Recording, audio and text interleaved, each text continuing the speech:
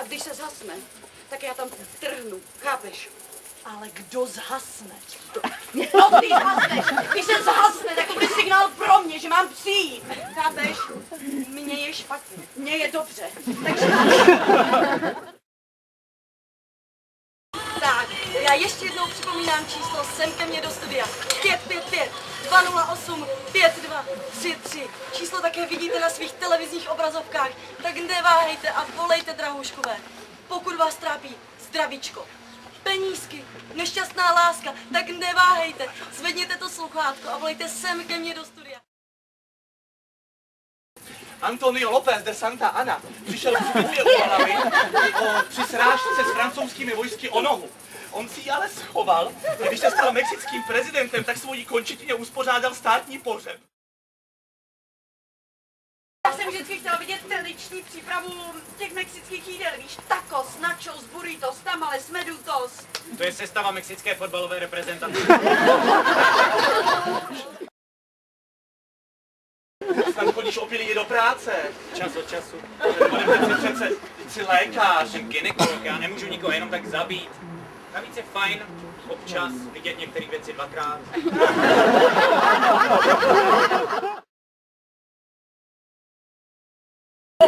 Já přece ani neumím nikoho svádět. To ne.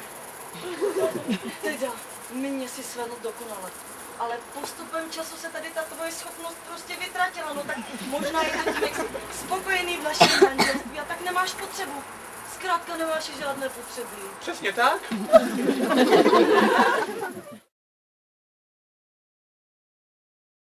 No jinak vidí, jak jsem hubenej. Protože mi nevaříš. Tak si slikni ty terenky a viděj, proč ti nevaří.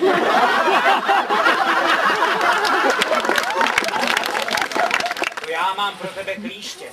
Hrozně mi tě připomíná, víš? Zaje krev a není z něj žádnej užitek. Ale na rozdíl od tebe se dá klíště vykroutit a spálit. Já prostě jednou přijdu domů, půjdu do kuchyně a zabiju se. To mi jako vyhrožuješ? Nebo mi dáváš naději? Trebore, mohl by ses laskavě konečně obléknout? Tady nejsi před základní školou.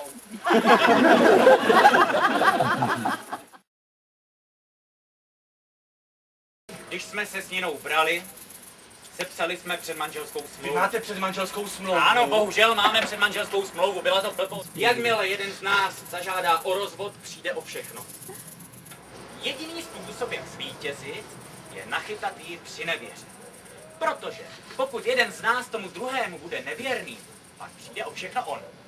To není předmanželská smlouva, ale mnichovská dohoda. Víš, že jediná šance na rozvod je nevěra, no a představ si, že ten hajzl mě nepodvíz. Syče! A to jsem proto udělala, co jsem mohla.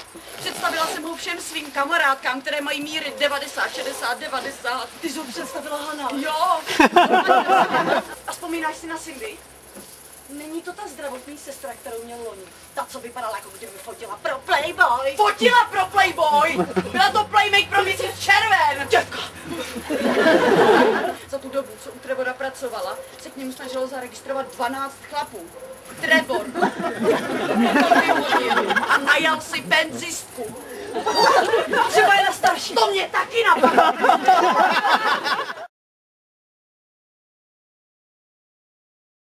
Imeldo, no tak, zlatíčko, proč jsi na sebe nevzala to pončo se sluneční soustavou, jak jsem ti říkala? Já jsem si odpoledne dala hot dog a mám hořčici na Jupiteru. Nina! To je tak strašně roztomilý. Trevor! Tak strašně zbytečný. Arture, kde jsi s tím punčem?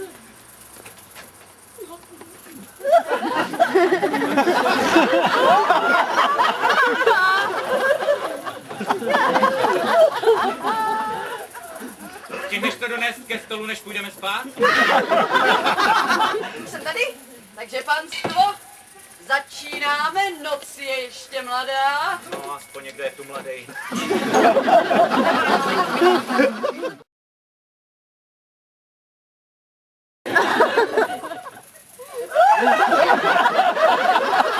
Arturi, proč jsi rozbil tu skleničku? zlobivej kluk.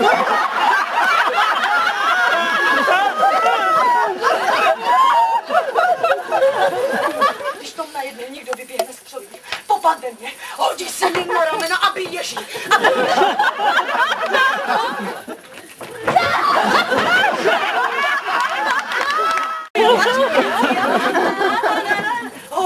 Kampa! Santíku! Slý matka. Bojící své syslí malé.